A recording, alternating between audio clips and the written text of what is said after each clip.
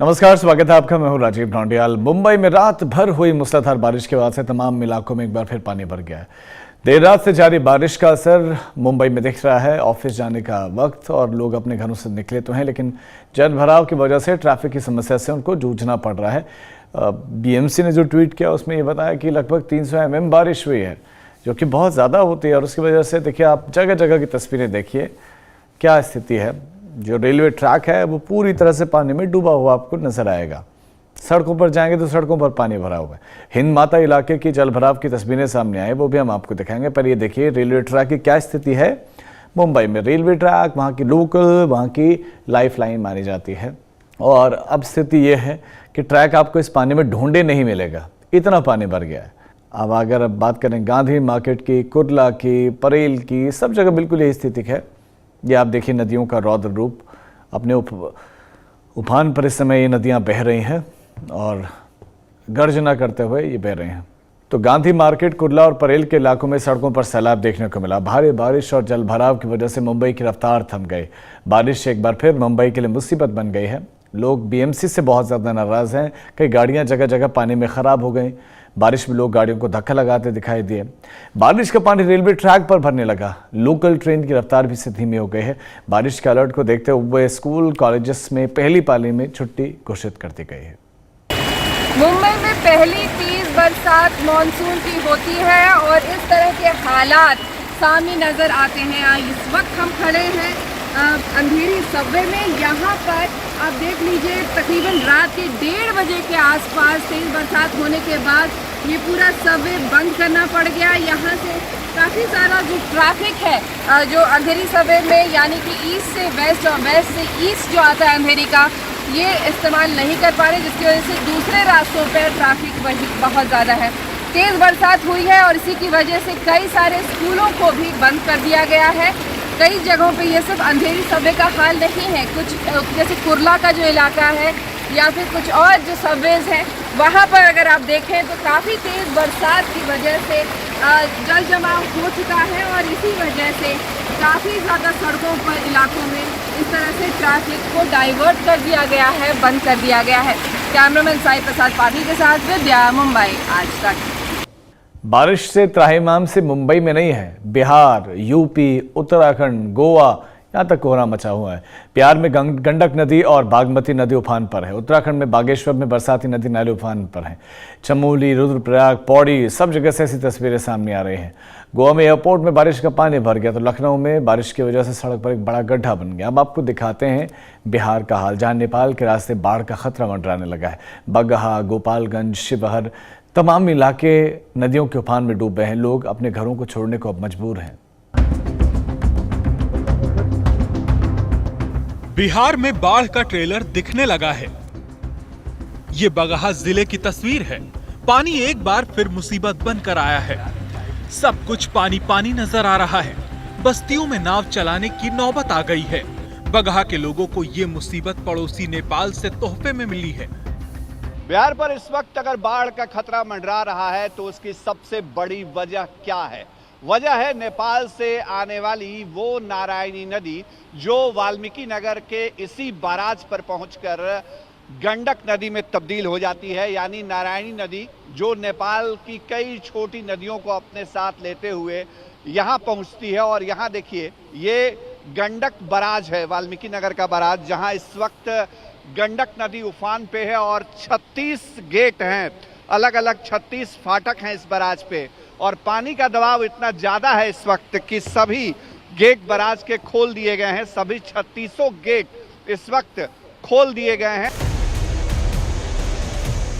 बिहार के बगहा में गंडक नदी उफान पर है। यहाँ वाल्मीकि नगर बैराज से 4.5 लाख क्यूसेक पानी छोड़ने के बाद निचले इलाकों पर डूबने का खतरा मंडरा रहा है। बगहा के दियारा में शनिवार को 150 से ज्यादा खेतीहर मजदूर बाढ़ में फंस गए थे। एसडीआरएफ की मदद से उनका रेस्क्यू किया जा रहा है। ये मजदूर खेतों में काम करने गए थे। अचानक गंडक नदी में उफान से वो पानी में घिर गए। नेपाल में हो रही लगातार बारिश की वजह से जो नदियां नेपाल से बिहार को आती हैं, उन नदियों में उफान है। और इस वक्त हमारी मौजूदगी बगहा में है और बगहा का ये गंडक क्षेत्र है जहां उफान पर है इस वक्त गंडक नदी, जो नेपाल में नारायणी नदी कहलाती है। और जब वाल्मीकि नगर बराज से वो बिहार के इलाके में आती है तो उसके बाद किस भयावहता के साथ ये इस वक्त बिहार में बह रही है, बगहा और पश्चिम बेतिया के इलाके में, वो हम तस्वीर आपको दिखा रहे हैं। गंडक के तराई वाले इलाकों में जिंदगी पर मुसीबतों का सैलाब आया है। देखिए कैसे ये किसान गर्दन तक पानी में डूबने के बाद भी संघर्ष कर रहा है। हालात को देखते हुए डीएम और एसपी ग्राउंड जीरो पर डटे हुए हैं। कोशिश यही है कि बाढ़ से जान माल के नुकसान को कम से कम किया जा सके। निश्चित रूप से पानी की बढ़ोतरी हुई है और पानी की बढ़ोतरी के साथ ही साथ हम लोगों की पूरी तैयारी है। पूरा जिला प्रशासन अलर्ट है। लोगों को निचले इलाके में माइकिंग कराया गया है कि सब लोग जो नीचे के इलाके में रहते हैं, गांव हैं, टोले हैं, वो लोग सुरक्षित स्थान पर अपना स्थान ग्रहण करें, वहाँ रहें। उसके लिए विद्यालय चिन्हित किए गए हैं, सामुदायिक भवन चिन्हित किए गए हैं और अन्य बाढ़ आश्रय स्थल भी चिन्हित किए गए हैं। लगातार कल से अनुमंडल पदाधिकारी बगहा, एसडीपीओ बगहा और एसपी सभी लोगों के द्वारा हिदायतें दी गई है। आश्रय भी चलाया जा रहा है, बाढ़ आश्रय स्थल भी चलाए जा रहे हैं। 2-3 गाँवों के लोग अभी आए हैं। वहीं बाढ़ से हालात बिगड़ने शुरू हुए तो गांव के लोगों को डर सता रहा है कि एक बार फिर उन्हें अपना घर छोड़ना पड़ेगा। हालांकि बाढ़ के खतरे को देखते हुए जिला प्रशासन अलर्ट पर है। निचले इलाकों से लोगों को लगातार निकाला जा रहा है। बाढ़ प्रभावितों के लिए जिला प्रशासन ने कई कैंप भी लगाए हैं। हमारे प्रत्याशी लोग उठते हैं, वो बोलते हैं कि हम अगला सीजन में नाव तुम लोगों को फ्री दिला देंगे। लोग यहाँ से रेता खेती करने जाते हैं, वो लोग आराम से जाएंगे आएंगे। जीतने के बाद हमारी कोई सुनवाई नहीं होती है। क्या मुश्किल क्या होती है, परेशानी क्या होती है? परेशानी तो यही है जो यहाँ पर कोई व्यवस्था नहीं है। आज एमपी एमएलए से बात करते हैं तो कहते हैं 2 महीने के बाद हम बड़ी नाव को व्यवस्था कर दी है। आज तक ले व्यवस्था नहीं हुआ। क्या कब से पानी बढ़ना शुरू हुआ और मतलब क्या स्थिति अभी क्या है? पानी कल से बढ़ता। तो अंदाजा किसी को नहीं था कि पानी इस तरह से बढ़ जाएगा अचानक? नहीं, अंदाजा तो नहीं था। अंदाजा हम लोग निपड़ आदमी है, ये क्या बताएंगे जो कब पानी बढ़ेगा कब नहीं बढ़ेगा। बिहार के गोपालगंज में भी गंडक नदी का रौद्र रूप देखा जा रहा है। वाल्मीकि नगर बैराज से पानी छोड़े जाने के बाद गंडक नदी का जलस्तर लगातार बढ़ रहा है, जिससे निचले इलाके पर डूबने का खतरा मंडरा रहा है। लगातार जिस तरीके से जलस्तर में बढ़ोतरी हो रही है, उसको देखते हुए बांध की सुरक्षा के लिए भी पुलिसकर्मियों को निर्देशित किया गया है और रात्रि में भी और तथा दिन के समय भी गश्त लगाई जा रही है बांध के ऊपर, ताकि कोई अप्रिय घटना न हो। संकट को देखते हुए पुलिस प्रशासन की टीम तटबंधों की निगरानी में जुट गई है।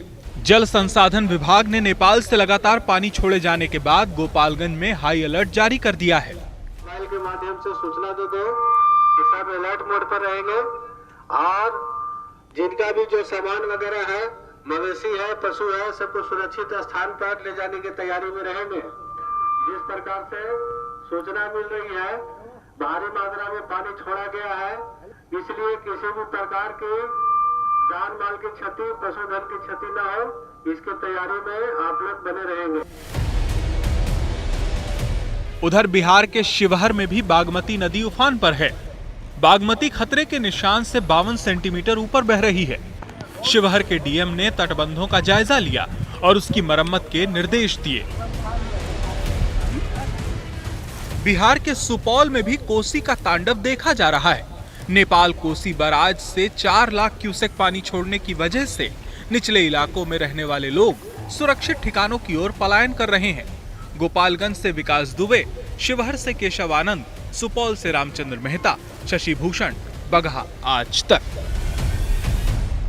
मूसलाधार बारिश ने उत्तर प्रदेश और उत्तराखंड का बुरा हाल कर रखा है, आफत मचाए हुए है। लखनऊ और मुजफ्फरनगर में तो सड़क दरकने की घटना सामने आई है। रात की बात यह रही कि जान का नुकसान नहीं हुआ, तो वहीं उत्तराखंड में बारिश के चलते हालात विकट हो गए हैं।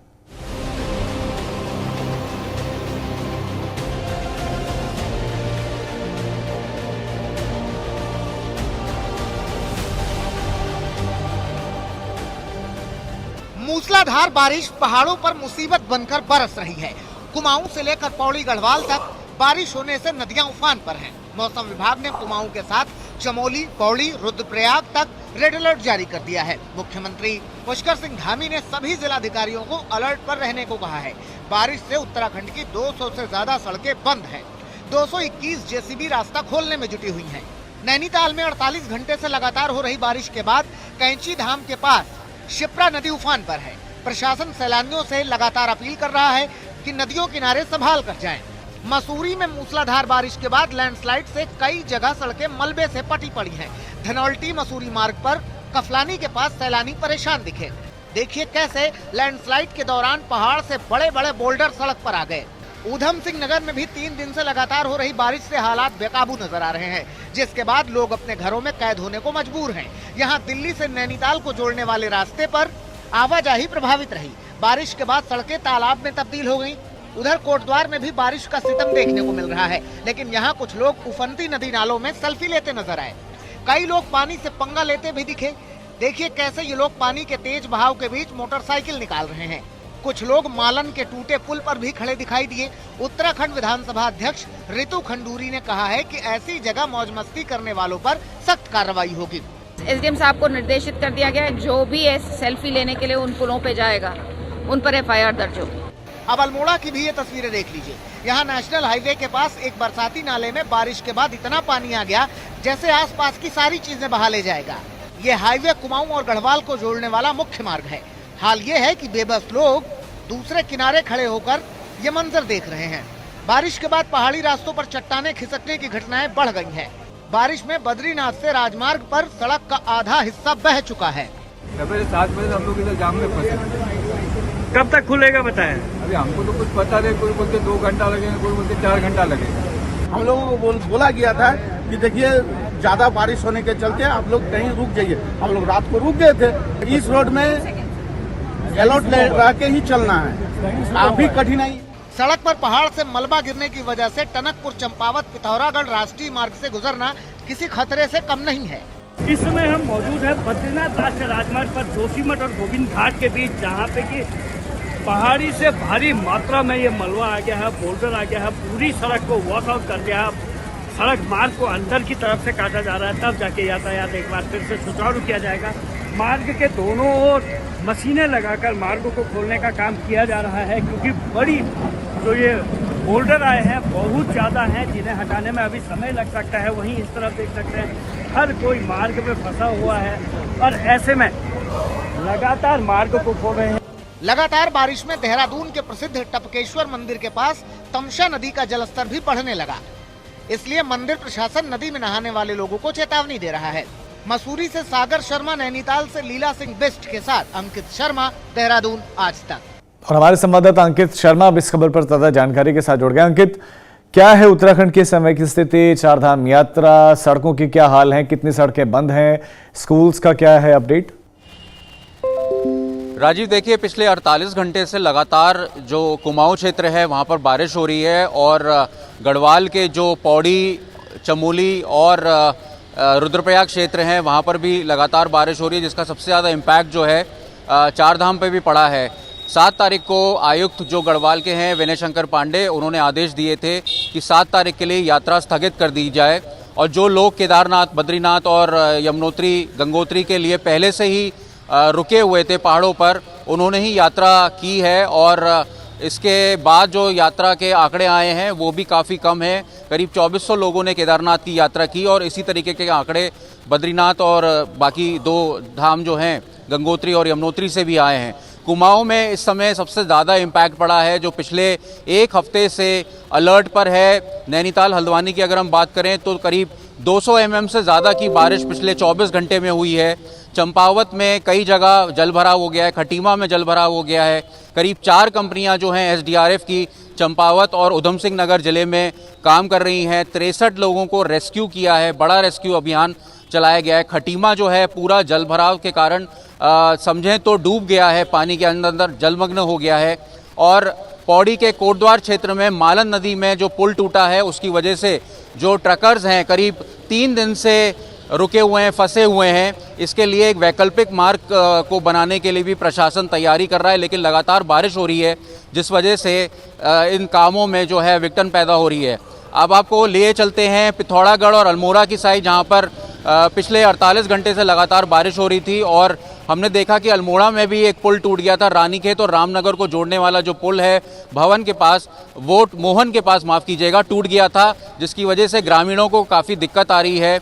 और इसी तरीके से खटीमा चंपावत में भी ग्रामीण पुल जो हैं उनके टूटने की खबर आई है। फिलहाल जो है ग्रामीण क्षेत्र के लिए और जो तमाम जो बॉर्डर लाइन एरियाज़ हैं उनके लिए मुख्यमंत्री पुष्कर सिंह धामी ने आपदा प्रबंधन को भी निर्देश दिए हैं कि जल्दी से जल्दी एसडीआरएफ कंपनीज़ को और मोबिलाइज़ किया जाए और फोर्सेस की तैनाती की जाए।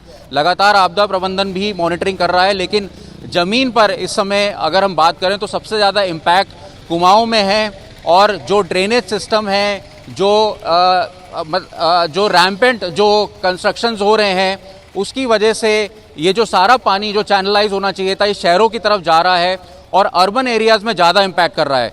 खेतों की अगर हम बात करें तो कुछ किसान खुश हैं और कुछ जो हैं काफ़ी दुखी हैं, क्योंकि कई जगह जो खेतों में हैं दरारें पड़ गई हैं। उधम सिंह नगर में भी जो जलमग्न हो गए हैं, खेत डूब गए हैं, उनकी वजह से किसानों को काफ़ी समस्या आ रही है। हल्द्वानी में जो किसान हैं वो कुछ किसान खुश हैं, क्योंकि जो ज़बरदस्त बारिश इस बार हल्द्वानी में हुई है उससे धान के किसानों को काफ़ी फ़ायदा हुआ है और जो खेत हैं वो लबालब पानी से भरे हुए हैं। अगले 24 घंटे भी काफ़ी भारी होने वाले हैं। फ़िलहाल चारधाम यात्रा जो है वो शुरू हो चुकी है और चारधाम यात्रा भी धीरे धीरे चल रही है।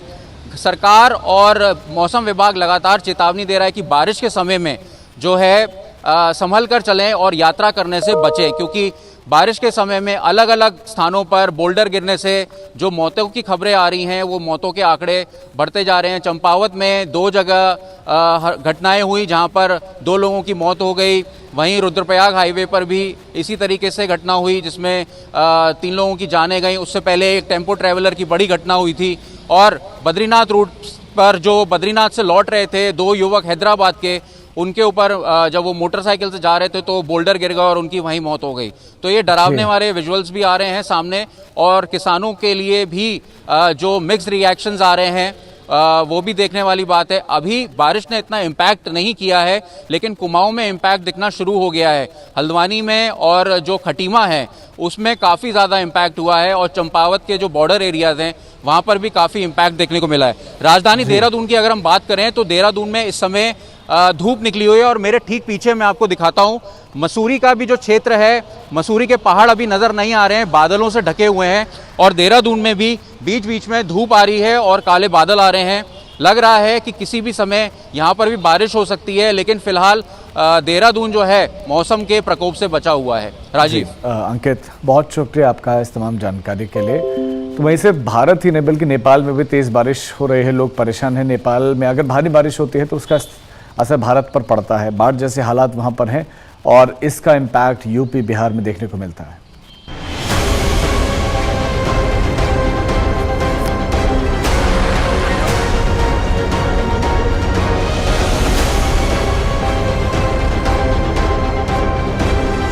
जहां तक नजर जाती है पानी ही पानी नजर आ रहा है। हर तरफ पानी ही पानी। सड़कें डूब गईं, दुकानें डूब गईं, घर बार सब डूब गए। लोग बेबसी में बाढ़ का मंजर देख रहे हैं। तस्वीरों में साफ नजर आ रहा है कि आसमान से पानी नहीं मुसीबत बरसी है। काठमांडू की जिन सड़कों पर गाड़ियां फर्राटा भरती दिखती थीं, वहां अब सैलाब का बसेरा दिख रहा है। नेपाल की राजधानी इस वक्त पानी की राजधानी बनी हुई है। नेपाल के डांग में बाढ़ से कई लोगों की जान मुश्किल में पड़ गई। शुक्र है कि समय पर नेपाल की आर्म्ड पुलिस फोर्स पहुंच गई। एक एक कर लोगों को घरों से निकाला गया, फिर बोट पर बिठाकर इन्हें सुरक्षित जगहों पर पहुंचाया गया। इनमें ज्यादातर महिलाएं थीं। काठमांडू से सटे सांस्कृतिक शहर भक्तपुर का हाल भी बाढ़ बारिश से बेहाल है। बारिश बाढ़ वाली मुसीबत नेपाल के ललितपुर में भी है। तस्वीरें देखिए, ललितपुर की सड़कों पर दरिया जैसा मंजर है। नेपाल में मूसलाधार बारिश जिंदगी पर कहर बनकर टूटी है। नेपाल में बारिश बाढ़ से करीब 62 लोगों की मौत हो चुकी, जबकि 90 लोग जख्मी हुए हैं। 34 लोगों की मौत भूस्खलन से हुई है, जबकि 28 लोग बाढ़ में डूब गए हैं। बाढ़ की वजह से 1000 से ज्यादा परिवारों को घर छोड़कर सुरक्षित ठिकानों पर ले जाया गया। हालसम्म 55वटा बाढीको घटनाबाट 4 जनाको मृत्यु, 1 जना बेपत्ता र 2 जना घाइते भएका छन्। पहिरोबाट 24 जनाको मृत्यु र 19 जना घाइते भएका छन्। 77 ठाउँको भारी वर्षाका घटनाबाट मूसलाधार बारिश से नेपाल की नारायणी खतरे के निशान को पार कर गई है। इस वजह से गंडक बैराज के सारे दरवाजे खोल दिए गए। इससे बिहार और यूपी के कई इलाकों में बाढ़ का खतरा मंडराने लगा है। आज तक ब्यूरो।